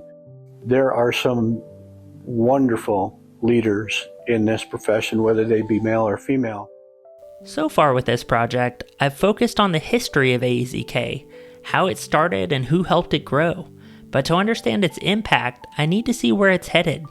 So now, it's time for me to hop one last plane to Omaha, Nebraska, to attend the AAZK National Conference and get to see just how big AZAC's impact on wildlife and the keeper profession truly is. The AAZK National Conference almost feels like a gathering of Congress. Hundreds of zookeepers fill the convention halls, each acting as a representative of their zoo. Among them, I'm reunited with Georgia AAZK President Michelle. My favorite thing at conferences are the 15-minute paper presentations. We get so many cool ideas that can apply to a variety of species, and especially as a swing keeper, that's what I'm really into, is being able to take something that someone's doing with their prairie dogs in Texas and being able to apply it to an animal here at Zoo Atlanta. Throughout the multi-day conference, I'm able to sit in on some of the various classes. Among them, I get to see discussions on working with a blind seal, Usually our animals are just watching us. Jojo has to listen to us. treating an elephant for tuberculosis, Being able to manage her and that will require a tremendous amount of coordination between keepers, zoo management, vets, public health agencies, so there's a lot of players in there. and even research techniques to empower keepers to answer whether or not sharks recognize their favorite divers. We care about our animals. We want to improve their well-being. This is a way to do that. I always go to the simple aspect of what AAZK, our mission in plain terms, is to make good keepers better keepers. Things I get to see here at the national conference level immediately translate back to things I've now gotten to see firsthand. I get to sit in on a class teaching different keeper training techniques for working with various hoofstocks. The same kind of techniques I saw Alexa perform with Thompson's gazelle, rhinos, and giraffes back at San Diego Zoo Safari Park. Training was not even a concept when I started as an animal keeper in 1979. And now it's to the point where zookeepers are doing so much training at so different levels that the veterinary management of those animals become less complicated. Because it used to be, okay, when this primate needed to go to the hospital to get an exam, or this cat needed to go to be vaccinated, it was a process. Anesthetizing them, transporting them, and now the keepers train them, the animals present, they're inoculated, vaccinated, blood draws, etc. In 1979, absolutely unheard of. Today, absolutely routine. AAZK has taken those fundamental training things and just blown them apart. Some of the things that keepers think of just blow my mind as to what they can do today as opposed to what they couldn't do 20 years ago. The conference isn't just about sharpening skills or sharing the latest in animal care. It's also about caring for the keepers themselves. When I started 10 years ago, there are things about where the profession is now that never occurred to me. I never thought that we would be in a place where, the forefront of a lot of keeper things would be related to, the mental health and well-being and in the diversity of the field. Those of us who are pet owners or who raise animals know how tough it feels when they're gone. This feeling of loss can be extra tough for zookeepers who form close bonds with the animals that they care for. Hi, Bubbles! Hi, baby! I think back to the closeness I saw between Rushell and Bubbles, the deep love that can form between a keeper and the animals in their care. It's a bond that reminds me of my own silly beagle at home. Their presence does more than make us smile. It grounds us. soothes us, and connects us. It goes beyond companionship. It's an emotional bond. Those of us outside zoology know the grief that comes with losing a beloved pet. For keepers, the loss of an animal they've cared for carries that same weight. The connection is real, and so is the toll when it's broken. That's why AZAC's work today goes beyond innovating animal care. It's focused equally on mental health, empowering keepers to endure loss and overcome burnout. Animals are very intelligent. They can go off of your energy. So if you're feeling down, your animals know that, and then it could cause your animals to feel down. Alongside that commitment, this year's conference highlights another pressing issue. AAZK leaders are bringing an increased focus on improving diversity and inclusion within the keeper profession. One of the big things that I've learned just in recent years is how important it is for people from underrepresented groups to be able to see themselves in the people that they're learning from. There's a better connection that's built from that. So the zookeeper profession is trying to ensure that they improve that, because we're able to reach millions of people each year by being a zookeeper and being out there and being the face and the voice for these animals in a lot of cases. So by having a more diverse workforce that better represents the population as a whole, we're able to do a way better job of educating and hopefully encouraging conservation efforts for these animals. Improving conservation efforts is also where keepers see their work pay off most clearly.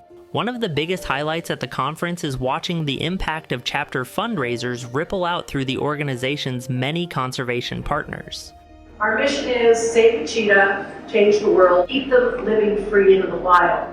We love AZAC because it is just passionate keepers. We love the fact that we've been approached by keepers that say, hey, what more can we do for penguins? We have about 35 active projects across 10 African countries. AZAC brings out people to visit Lewa, learn from the ground, the experiences we do, how we handle animals. The more we can, engage the keepers and have them know that this is a tie to your efforts. You're not just a zookeeper doing husbandry and taking care of animals. We want you talking to the community.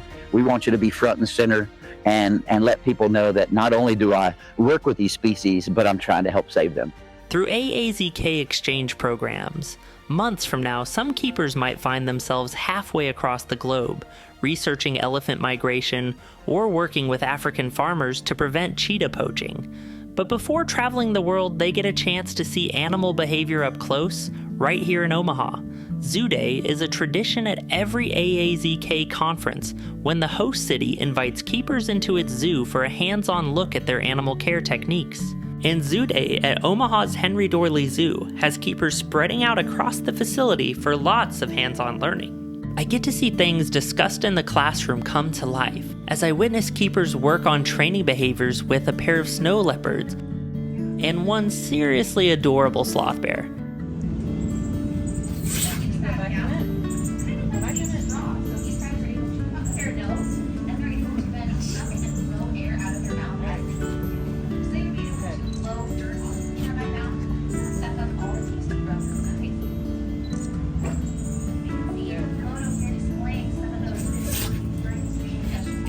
But the real highlight, I'm invited on a behind-the-scenes tour of the zoo's Desert Dome. After a bit of hiking, we get a first-hand look at a variety of reptiles, and then move on to learn about the anti-venom kept on site to protect keepers working with some of their slithery co-workers, along with the innovative ways the Henry Dorley Zoo is helping support reptile conservation. It's all fun and games until we round a corner and come to face with a group of hungry alligators. As luck would have it, we've timed our visit perfectly for feeding time. A few of the keepers ask if I want to toss them a snack. I politely decline that tantalizing offer. This one's definitely better left to the pros. Between sloth bears, snow leopards, alligators, and my occasional spiking heart rate,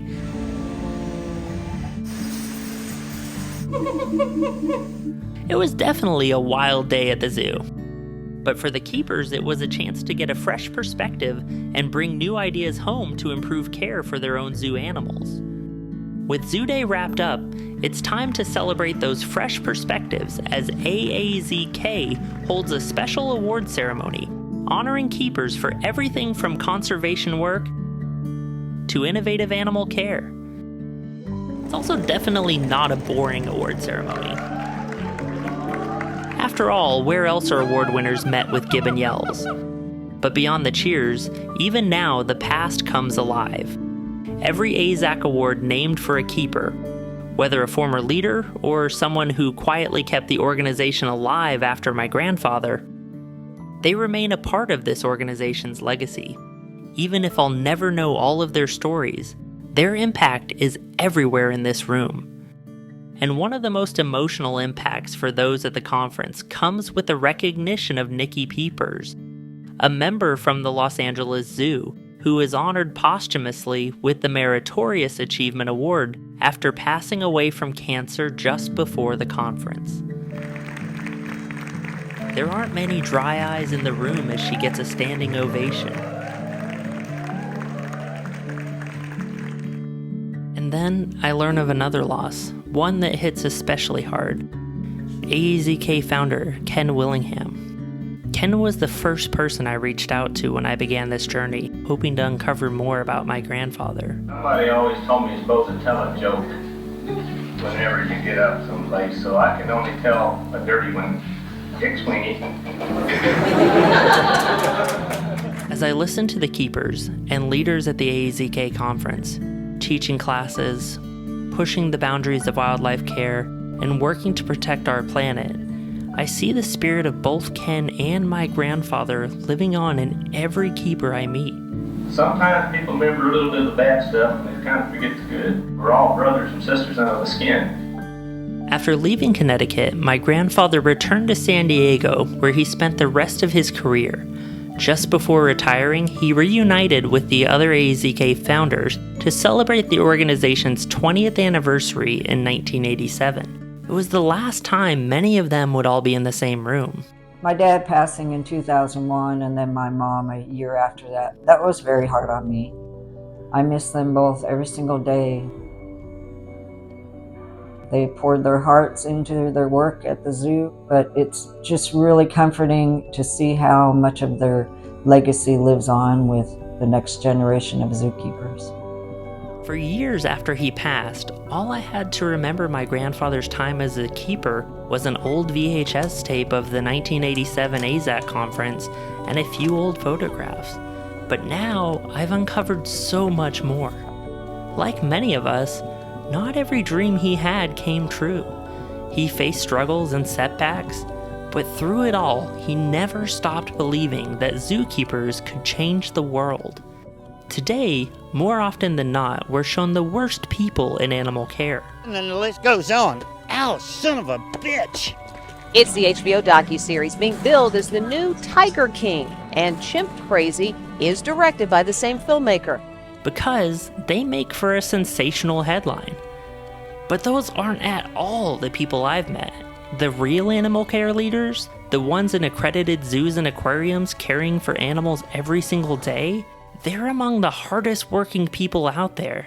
They do all they do, not for fame or fortune, but because they believe in something bigger, making the world better not just for wildlife, but for all of us.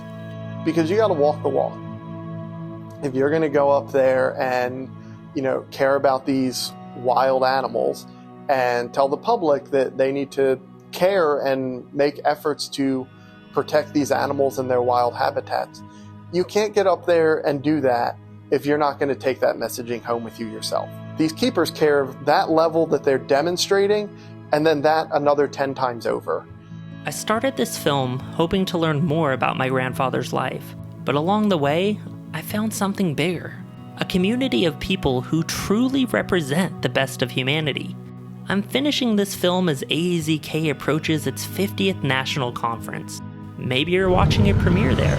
Or maybe it's decades later and something led you here, searching for a deeper understanding of what it means to care for wildlife. Wherever you are, whenever you are, the story remains the same. My grandfather may have helped lay the foundation, but it's the hands and hearts of countless others over the years that have carried it forward. What do you think the zookeeping profession will look like 10 or even 20 years from now? Truthfully, it's tough to say. Because I'm sure if you ask somebody 10 or 20, I mean, when I started 10 years ago, there are things about where the profession is now that never occurred to me.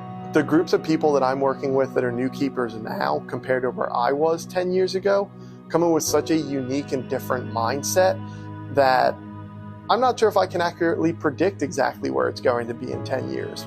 But if the first 10 years of my career are any indication, wherever it goes, it'll be really impressive to be there with it. Even as AZK looks towards the future, the legacy of my grandfather and so many others who helped shape and elevate the keeper profession continues to resonate. Many incredible people key to its success may no longer be with us, but their impact is felt every single day. Professional development for today's keeper is only limited by the keeper. There are no more roadblocks, such as those we encountered. That legacy lives on through the keepers, and even through everyday folks doing our part. Anyone who fights for conservation, for those creatures who don't have a voice, or those who have an incredibly loud one. Take the time. Visit your local zoo.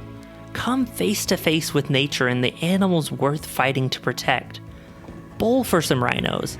Have a pizza for the pachyderms or tacos for tamarins, so that by the time your grandchildren are telling your story, we make sure these incredible animals, and more importantly, this planet, are still here.